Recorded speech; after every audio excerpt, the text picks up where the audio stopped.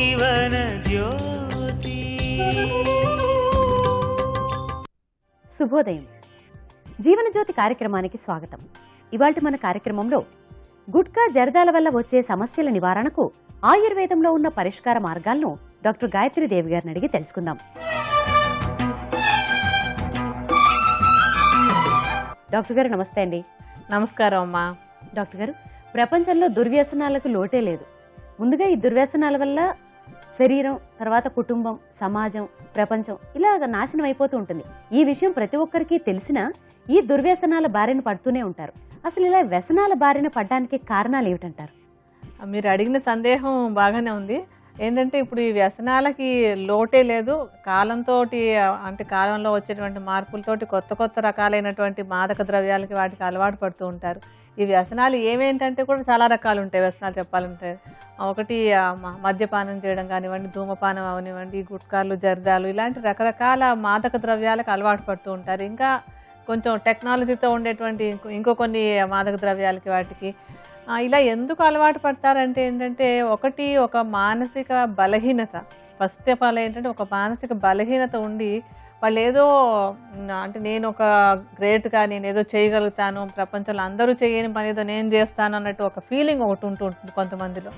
అలాంటి ఆ ఫీలింగ్ ఏంటంటే నిజానికి ఒక ఇన్ఫీరియారిటీ కాంప్లెక్స్. దాని సుపీరియారిటీ కాంప్లెక్స్ ఉండి నేనేదో చేయగలను అంటే మంచి పనులు చేసి చూపించాలి. అలా కాకుండా ఏంటంటే ఒక ఇన్ఫీరియారిటీ కాంప్లెక్స్ని దాచుకోవడం కోసం అని చెప్పి కొన్ని దురలవాట్లు అలవాటు అవుతుంటాయి. మద్యపానం అవనివ్వండి, లేకపోతే ధూమపానం అవనివ్వండి, ఏవైనా కానీ అది ఒక కారణంగా మనం చెప్పుకోవచ్చు అనమాట. మరొకటి ఏంటంటే పియర్ ప్రెషర్ అంటూ ఉంటాం. ఫ్రెండ్స్ అయితే ఈ స్నేహితులు, అందుకోసమే జీవితంలో ఒక మంచి జరగాలంటే ఏంటంటే మంచి స్నేహితులు ఉండాలి అని చెప్తూ ఉంటాం. మంచి జరిగేలాగా చూడడానికి. అంటే అలాగే కాకుండా ఏంటంటే మనిషి లక్షణం ఏమిటి అని చెప్పాలంటే కూడా వాళ్ళున్న స్నేహితులు ఎటువంటి స్నేహితులు ఉన్నారో వాళ్ళని బట్టి వీళ్ళ లక్షణాలను గుర్తించండి అని కూడా చెప్తూ ఉంటాం.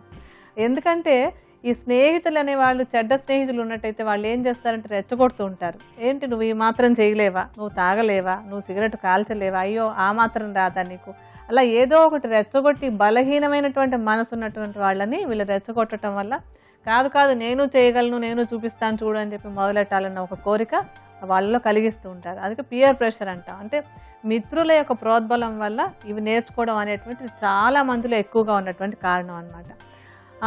ముఖ్యంగా ఏంటంటే సిగరెట్లు అవి కాల్చడం యువతలో ఇది బాగా ఎక్కువగా ఉంటూ ఉంటుంది. స్టూడెంట్స్లో వాళ్ళలో, లేకపోతే చదువు ఉన్న వాళ్ళనే కాదు, చదువుకొని వాళ్ళు కూడా కుర్రాళ్ళు వాళ్ళంతా ఏం చేస్తూ ఉంటారంటే ఇలాగే నేనేదో చేస్తాను చూడు, నువ్వు కూడా కాల్చగలవా, లేకపోతే నేను ఇంతసేపట్లో ఇంత తాగుతాను నువ్వు తాగగలవా, ఇలాంటి అక్కర్లేని మాటలన్నీ పెట్టి రెచ్చగొడుతున్నప్పుడు అయితే మానసికంగా వాళ్ళు కనుక దృఢంగా ఉంటే ఏమి చేయలేరు ఎదుటి వాళ్ళు. కానీ కొంచెం బలహీనత ఏదో ఉంటుంది, అరే వాడేదో అంటే నేను చూపించలేనా అని చెప్పి మొదలు పెడతారు.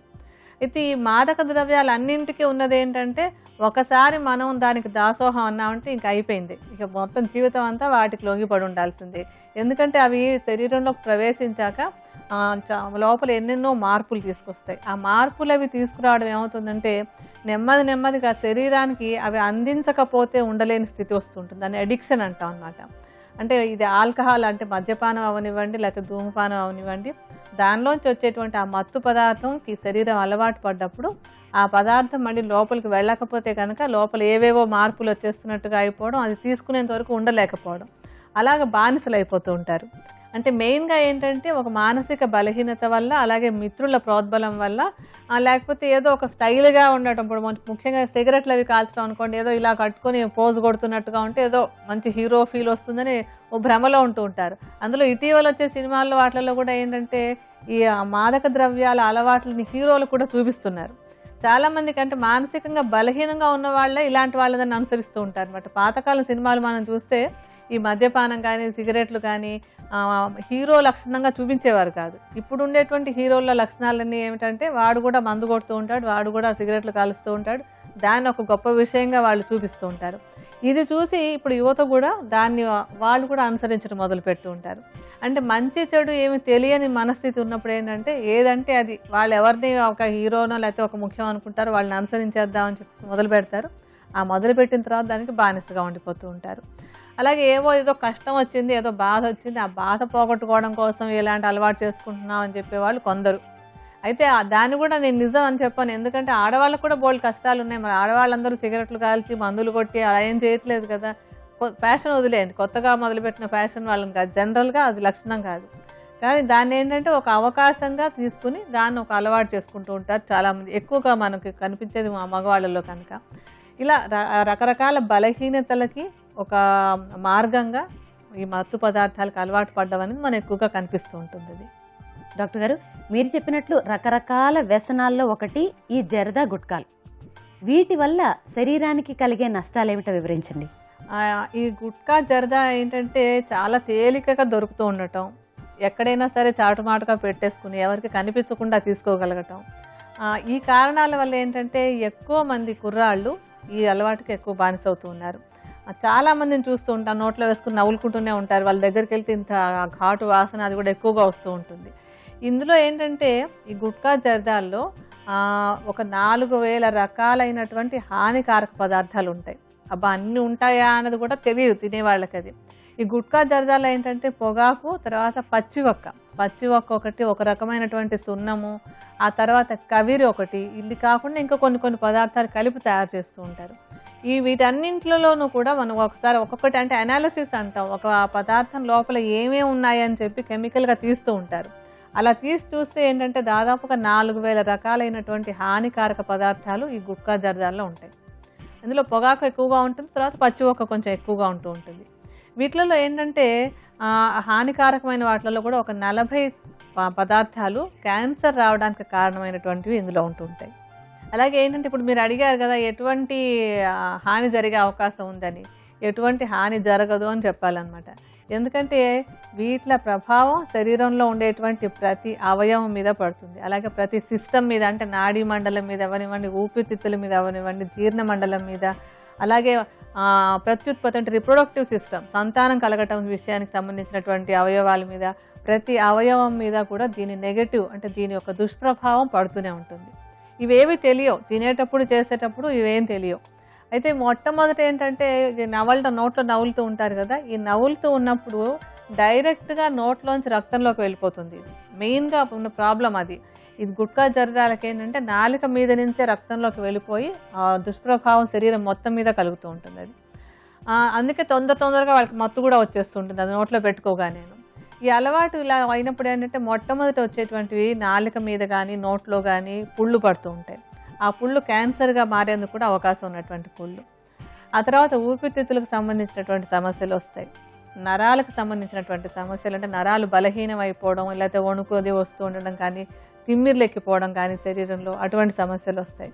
గుండెకి సంబంధించినటువంటి జబ్బులు, డయాబెటీస్ వచ్చేందుకు అవకాశం, రక్త ప్రసారం సరిగా లేకపోవడం, అలాగే ఇంకా ఏంటంటే సంతానోత్పత్తికి కావాల్సినటువంటి ఈ కణాలు అంటే పురుష కణాలు అవి సరిగా ఉత్పత్తి కాకపోవడం, ఇలా చెప్పలేమన్నమాట. వరుసగా ఎన్నెన్నో సమస్యలు వచ్చేందుకు అవకాశం ఉంది.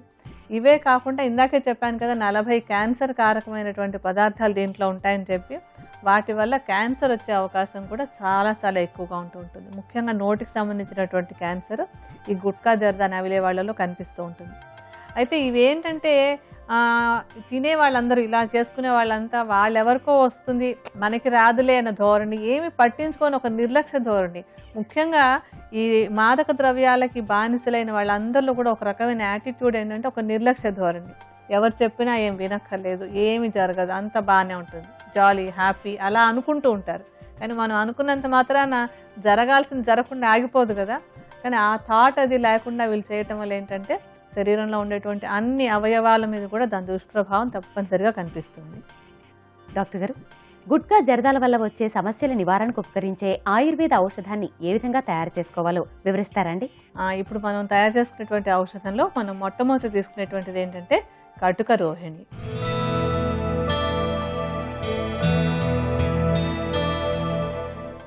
ఏంటంటే ఇప్పుడు ఈ గుట్కా జర్దాలు అవి ఆల్రెడీ కొంచెం తీసుకుంటున్నట్టయితే కనుక శరీరంలో ఇప్పటికే హానికారకమైనటువంటి పదార్థాలు చేరిపోయి ఉంటాయి. వాటన్నింటినీ బయటకు పంపించేసుకునేందుకు మనం ఒక ఔషధాన్ని తయారు చేస్తున్నాం. అలాగే ఇవి పంపించేసేందుకు ఔషధాన్ని తీసుకుంటూ ఆ అలవాటును కూడా తగ్గించుకున్నట్టయితే కనుక, అంటే గుట్కా జర్దా తినేటువంటి అలవాటు కూడా తగ్గించుకున్నట్టయితే తొందరగా తిరిగి ఆరోగ్యవంతులు అవ్వడానికి అవకాశం ఉంటుంది. అందులో ఈ కటుక రోహిణి శరీరంలో పేర్కొన్నటువంటి హానికారకమైన పదార్థాలను బయటకు పంపడానికి బాగా తోడ్పడేటువంటిది. అంటే కటకరోహిణి డీటాక్సిఫికేషన్ అంటాం. లివర్లో ఎక్కడైనా కనుక హానికారక పదార్థాలు ఉన్నట్టయితే వాటిని బయటకు పంపించేస్తుంది. అలాగే రక్తంలో కూడా అక్కడక్కడ ఉండేటువంటి హానికారక పదార్థాలని ఈ కటకరోహిణి బయటకు పంపిస్తుంది. కటకరోహిణిని చూర్ణంలాగా చేసేసుకుని దీన్ని ఒక 30 గ్రాముల పరిమాణంలో తీసుకోండి. ఇప్పుడు మీకు చూపించడం కోసం నేను కూడా కొంచెం కటకరోహిణి చూర్ణాన్ని విడిగా పెడతాను.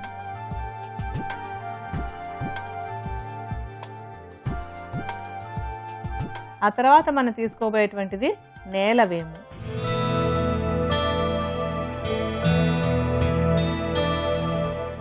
ఈ నేలవేము కూడా శరీరంలో ఉండేటువంటి ఆ హానికారకమైనటువంటి పదార్థాలు, అంటే గుట్కా జర్దాల వల్ల వచ్చినటువంటి హానికారక పదార్థాలు శరీరంలో చేరుకుని ఉంటాయి కదా, వాటిని బయటకు పంపించడానికి నేలవేము కూడా బాగా ఉపయోగపడుతుంది. ఆ నేలవేము కూడా చూర్ణంలాగా చేసేసుకుని ఈ చూర్ణాన్ని కూడా 30 గ్రాములే తీసుకోండి.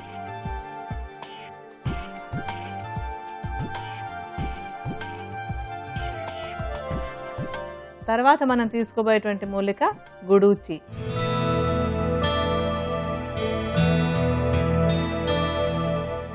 ఈ గుడూచిని తెలుగులో తిప్పతీగ అంటాం కదా.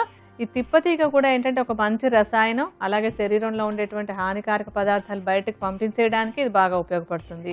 అలాగే ఏంటంటే ఇప్పుడు అన్నీ కూడా మనం ఎక్కువగా చేదు రుచి ఉన్నవే తీసుకుంటున్నాం. ఈ చేదు రుచి ఎప్పుడు కూడా డీటాక్సిఫికేషన్ లేదా శరీరంలో ఉండేటువంటి మలినాల్ని బయటకు పంపించడానికి బాగా తోడ్పడుతుంది. ఈ తిప్పతీగని నీడలో ఎండబెట్టేసుకుని దాన్ని చూర్ణంలా చేసుకోవాలి. ఈ చూర్ణం కూడా ఇందాక చూర్ణాల్లాగానే 30 గ్రాములే తీసుకోవాలి.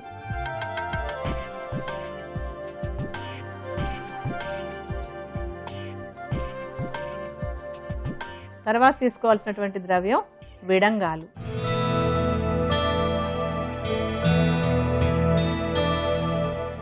ఈ విడంగాలు కూడా శరీరంలో పేరుకున్నటువంటి మలినాలు బయటకు పోవడానికి బాగా తోడ్పడతాయి. అలాగే విడంగాలు కూడా ఒక రసాయనమే. మనం తీసుకునేటువంటివన్నీ కూడా ఏంటంటే మలినాలను పోగొట్టాలి, శరీరంలో రసాయనంలాగా పనిచేయాలి. ఈ రెండు మంచి గుణాలు ఉన్నటువంటి మూలికలను వాడుకుంటున్నాం. విడంగాలు కూడా చూర్ణంలాగా చేసేసుకుని ఆ చూర్ణాన్ని కూడా 30 గ్రాముల పరిమాణంలోనే తీసుకోండి.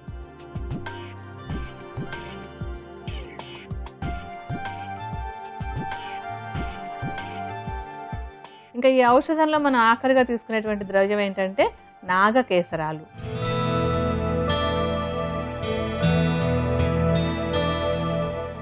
ఈ నాగకేసరాలు కూడా ఈ గుట్కా జర్దాల వల్ల వచ్చినటువంటి మలినాలు శరీరంలో పేరుకుని ఉన్నాయి కదా, వాటన్నింటినీ బయటకు పంపడంలో నాగకేసరాలు కూడా బాగా ఉపయోగపడతాయి. అలాగే శరీరం మళ్ళీ ఆరోగ్యవంతంగా తయారవడానికి కూడా ఈ నాగకేసరాలు బాగా సహాయపడతాయి. ఆ నాగకేసరాలను కూడా చూర్ణంలాగా చేసుకుని ఈ చూర్ణాన్ని కూడా 30 గ్రాములే తీసుకోండి.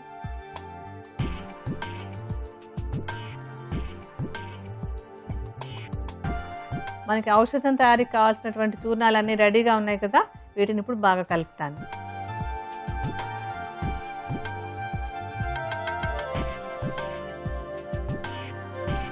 ఈ చూర్ణాలన్నింటినీ బాగా కలిపేసి ఒక సీసాలో పోసి భద్రపరచుకోవాలి.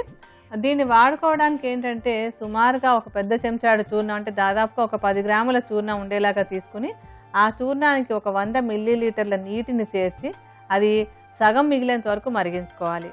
ఆ సగం మిగిలినటువంటి ఆ కషాయాన్ని వడపోసుకుని గోరువెచ్చగా ఉండగానే దానిలో కొంచెం తేనె కూడా కలుపుకొని ఉదయము సాయంత్రము 2 పూట్ల కూడా ఒక టీ తాగినట్టుగా తాగుతూ ఉండాలి.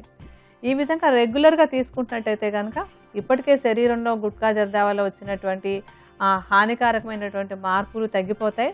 అలాగే మనసుని స్థిరంగా ఉంచుకుని ఈ ఔషధాన్ని కనుక వాడుతూ ఉన్నట్టయితే మళ్ళీ ఆ గుట్కా జర్దా తీసుకోవాలనేటువంటి కోరిక కూడా బాగా తగ్గుతుంది.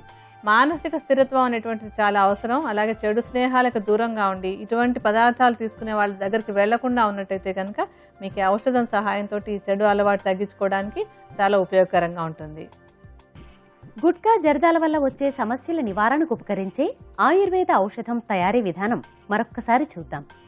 కటకరోహిణి చూర్ణం 30 గ్రాములు, నేలవేము చూర్ణం 30 గ్రాములు, గుడూచి చూర్ణం 30 గ్రాములు, విడంగాల చూర్ణం 30 గ్రాములు, నాగకేసరాల చూర్ణం 30 గ్రాముల చొప్పున తీసుకుని ఈ చూర్ణాలన్నిటినీ బాగా కలుపుకొని భద్రపరచుకోవాలి.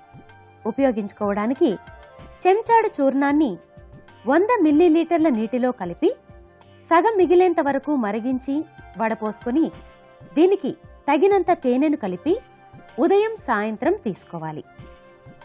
గుట్కా జరదాల వల్ల వచ్చే సమస్యల నివారణకు ఉపకరించే ఆయుర్వేద ఔషధం తయారీ విధానం, దానిని ఉపయోగించే విధానం కూడా తెలుసుకున్నాం కదా.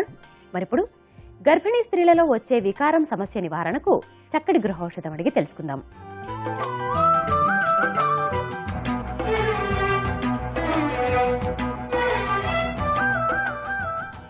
డాక్టర్ గారు, గర్భిణీ స్త్రీలలో వచ్చే వికారం నివారణకు చక్కటి గృహౌషధాన్ని తెలియజేస్తారండి? గర్భిణీ స్త్రీలో వచ్చేటువంటి వికారం తగ్గడానికి ధనియాలు చాలా బాగా ఉపయోగపడతాయి. ధనియాలని కషాయంలాగా కాచుకుని, అంటే సుమారుగా ఒక పెద్ద చెంచాడు ధనియాలను చిన్న చిన్న ముక్కలుగా అయ్యేలాగా దంచేసుకుని దానిలో ఒక గ్లాసు నీళ్లు పోసి 4వ వంతు మిగిలేంత వరకు మరిగించుకోవాలి.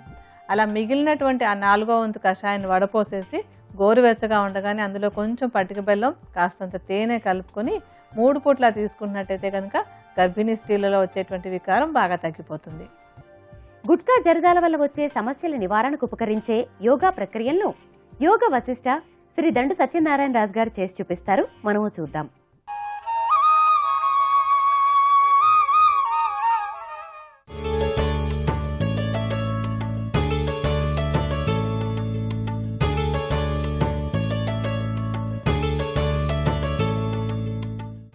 శీతకారి ప్రాణాయామం, ఋషికాసనం సాధన చేయడం ద్వారా గుట్కా జరదాల వల్ల వచ్చే సమస్యలను నివారించుకోవచ్చు. శీతకారి ప్రాణాయామం. ఈ ప్రాణాయామం సాధన చేయడానికి ముందుగా పద్మాసనం లేదా సుఖాసనంలో సౌకర్యవంతంగా కూర్చోవాలి. తర్వాత పై దంతాలను, కింది దంతాలను ఒకదానికి ఒకటి నొక్కి పట్టి దంతాల సందుల ద్వారా శ్వాస పీల్చుకొని ఇప్పుడు పెదాలు మూసి ముక్కు ద్వారా శ్వాస బయటకు వదలాలి.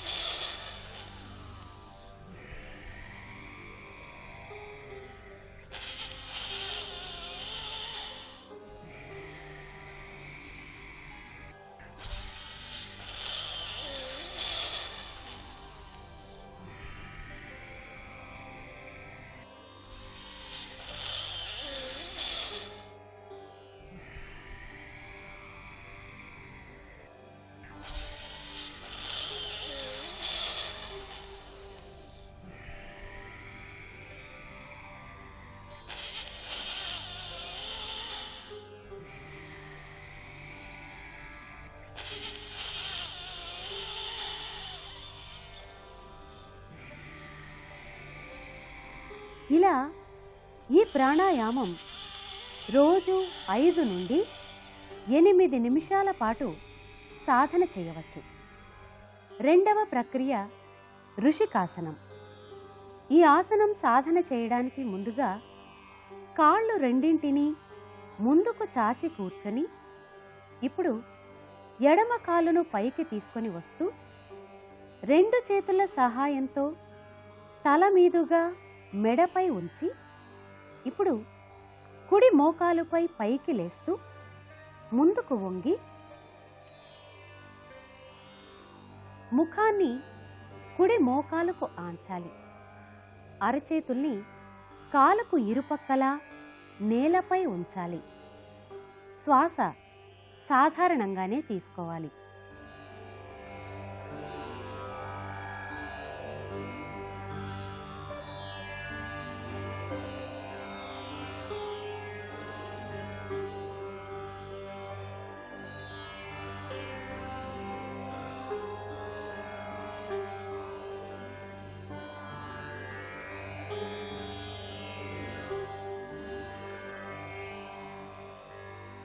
ఇలా ఈ భంగిమలో ఉండగలిగినంత సమయం ఉండి తిరిగి యథాస్థానానికి రావాలి.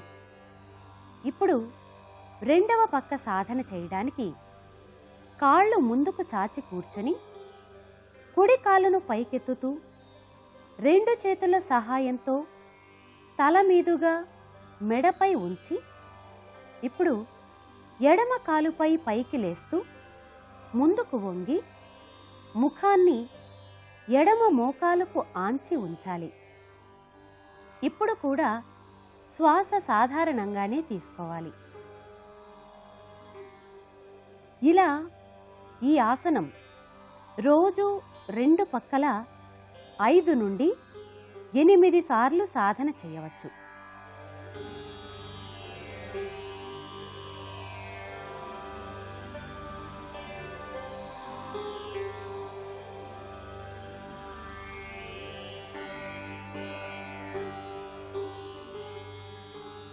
ఇలా ఈ భంగిమలో ఉండగలిగినంత సమయం ఉండి తిరిగి యథాస్థానానికి రావాలి.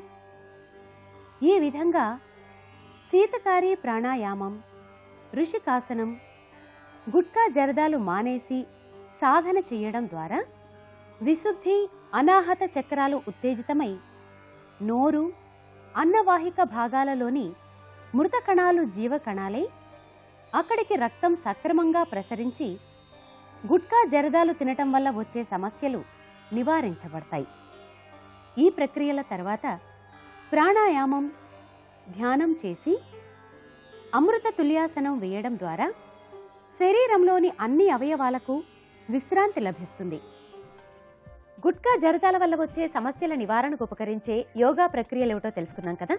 మరిప్పుడు మూత్రంలో తెల్లటి ప్రోటీన్లు పోయే సమస్య నివారణకు చక్కటి చిట్కా అడిగి తెలుసుకుందాం.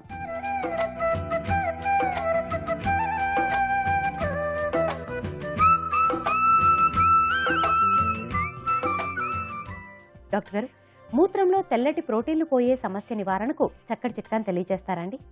ఈ మూత్రంలో ప్రోటీన్లు అవి పోతున్నప్పుడు ఏంటంటే అది తగ్గించుకోవడానికి అరటిపండు, ఉసిరి 2 కూడా బాగా ఉపయోగపడతాయి. ఉసిరి రసం ఒక 20 మిల్లీలీటర్లు తీసుకుని అరటిపండు ఒక సగం అరటిపండును గుజ్జులాగా చేసేసి ఈ అరటిపండు గుజ్జు తర్వాత ఉసిరి రసం కలిపి అందులో కొంచెం పంచదార కలుపుకుని తినాలి. ఈ విధంగా ఉదయము సాయంత్రం 2 పూట్ల తీసుకుంటున్నట్టయితే కనుక మూత్రంలో ప్రోటీన్ పోయే సమస్య తగ్గించుకోవడానికి అరటిపండు, ఉసిరి కూడా బాగా సహాయపడతాయి. చూశారు కదా, మూత్రంలో ప్రోటీన్లు పోయే సమస్య నివారణకు అరటిపండు, ఉసిరి ఎంత బాగా ఉపకరిస్తాయో. ఇది ఇవాల్టి మా జీవనజ్యోతి కార్యక్రమం. ఇవాల్టి కార్యక్రమంలో గుట్కా జరదాల వల్ల వచ్చే సమస్యల నివారణకు ఆయుర్వేద యోగా శాస్త్రాల్లోని చక్కటి పరిష్కార మార్గాలతో పాటు మంచి గృహౌషధం, చిట్కా కూడా తెలుసుకున్నాం కదా. తిరిగి మరొక ఎపిసోడ్లో మరొక జీవన సమస్య, దాని పరిష్కారంతో మేము ముందుంటాం. అంతవరకు సెలవు. నమస్కారం. నమస్కారం.